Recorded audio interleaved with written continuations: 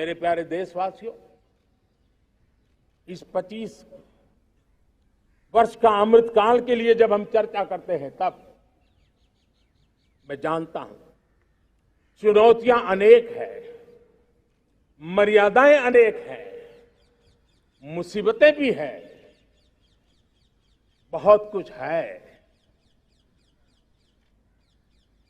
हम इसको कम नहीं आंकते हैं, रास्ते खोजते हैं, लगातार कोशिश कर रहे हैं, लेकिन दो विषयों को तो मैं यहां आज चर्चा करना चाहता हूं। चर्चा अनेक विषयों पर हो सकती है, लेकिन मैं अभी समय की सीमा के कारण दो विषयों पर चर्चा करता हूं। और मैं मानता हूं हमारे इन सारी चुनौतियों को कारण, विकृतियों के कारण, बीमारियों के कारण इस 25 साल का अमृतकाल,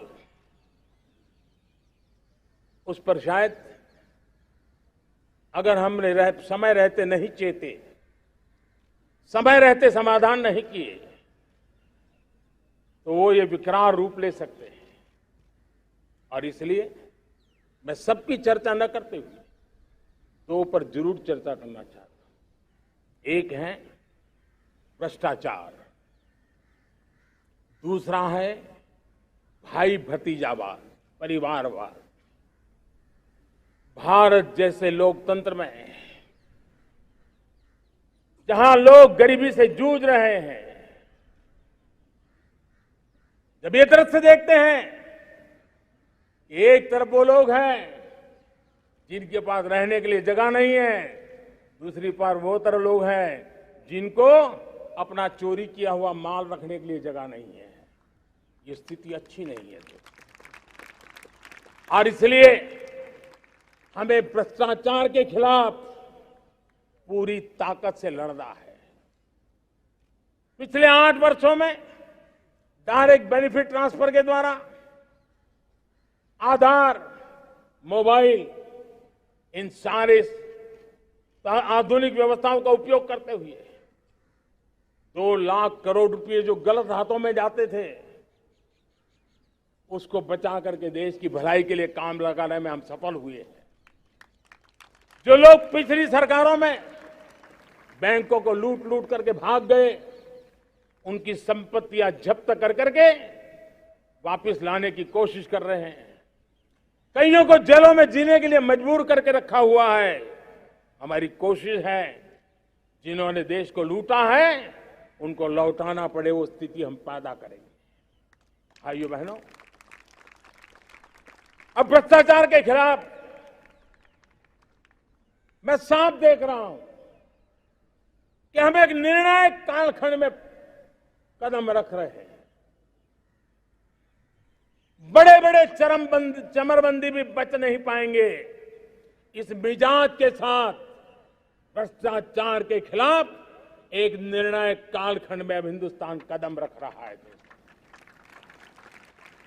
और मैं लाल किले की प्राचीर से बड़ी जिम्मेवारी के साथ कह रहा हूं। और इसलिए भाइयों बहनों, भ्रष्टाचार दीमक की तरह देश को खोखला कर रहा है। मुझे इसके खिलाफ लड़ाई लड़नी है, लड़ाई को तेज करना है, निर्णायक मोड़ पे लेकर के ही जाना है। तब मेरे 130 करोड़ देशवासी, आप मुझे आशीर्वाद दीजिए, आप मेरा साथ दीजिए। मैं आज आपसे साथ मांगने आया, आपका सहयोग मांगने आया हूं, ताकि मैं इस लड़ाई को लड़ पाऊं, इस लड़ाई को देश जीत पाए और सामान्य नागरिक की जिंदगी भ्रष्टाचार ने तबाह करके रखी हुई है। मैं मेरे इन सामान्य नागरिक की जिंदगी को फिर से शान बान शान के लिए जीने के लिए रास्ता बनाना चाहता हूं। और इसलिए मेरे प्यारे देशवासियों, ये चिंता का विषय है कि आज देश में भ्रष्टाचार के प्रति नफरत तो दिखती है, व्यक्त भी होती है, लेकिन कभी कभी भ्रष्टाचारियों के प्रति उदारता बरती जाती है। किसी भी देश में ये शोभा नहीं देगा।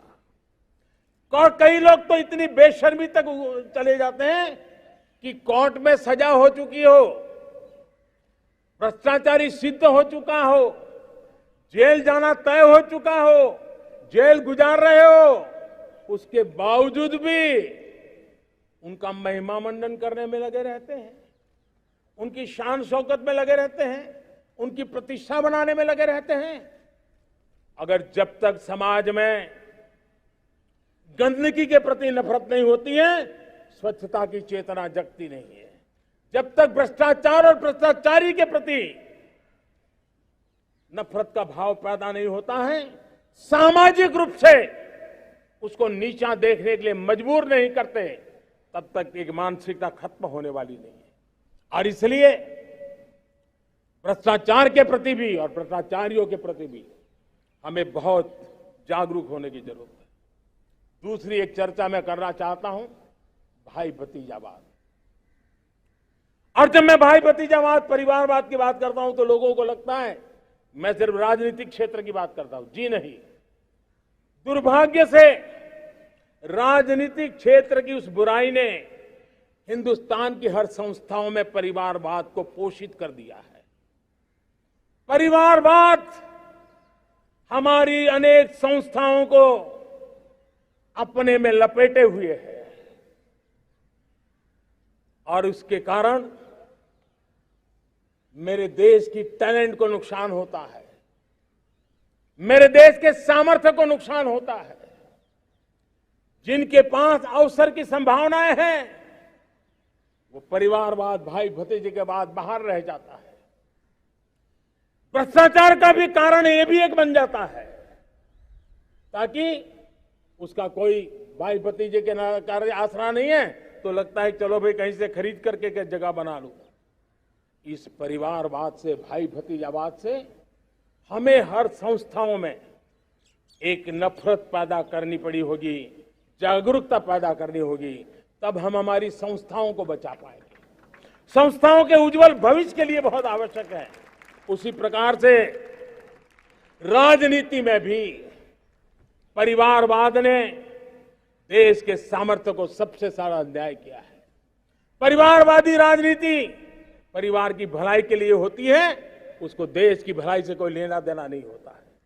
और इसलिए लाल किले की प्राचीर से तिरंगे झंडे के आन बान शान के नीचे भारत के संविधान का स्मरण करते हुए मैं देशवासियों को खुले मन से कहना चाहता हूं, आइए हिंदुस्तान के राजनीति के शुद्धिकरण के लिए भी, हिंदुस्तान की सभी संस्थाओं के शुद्धिकरण के लिए भी हमें देश को इस परिवारवादी मानसिकता से मुक्ति दिला करके योग्यता के आधार पर देश को आगे ले जाने की ओर बढ़ना होगा।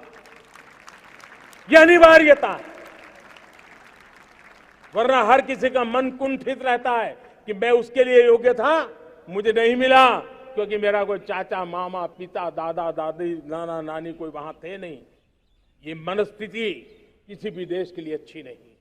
मेरे देश के नौजवानों, मैं आपके उज्जवल भविष्य के लिए, आपके सपनों के लिए, मैं भाई भतीजावाद के खिलाफ लड़ाई में आपका साथ चाहता हूं।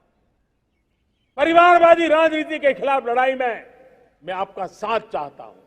ये संवैधानिक जिम्मेवारी मानता हूं मैं, ये लोकतंत्र की जिम्मेवारी मानता हूं मैं, ये लाल किले के प्राचीर से कही गई बात की ताकत में मानता हूं। और इसलिए मैं आज आपका अवसर चाहता हूं।